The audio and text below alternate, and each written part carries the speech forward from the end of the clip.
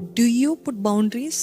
ఇది చేస్తే నేను పాపంలో పడతానని తెలిసి మరలా నాకు ఉందిలే, విల్ పవర్ ఉందిలే, నాకు శక్తి ఉందిలే, నేను తట్టుకోగలుగుతానులే అని you're thinking too highly of your self.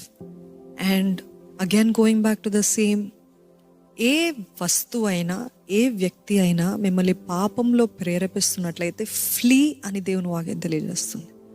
యోసేపు పాపం నుండి పారిపోయాడండి.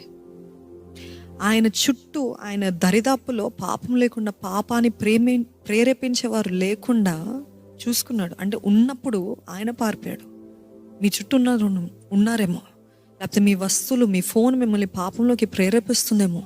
Keep it away, delete the apps, use a dumb phone instead of a smartphone if that is the problem. If your phone is being a hindrance, if you're watching things that you're not supposed to watch, if your phone is being a hindrance, do the needful.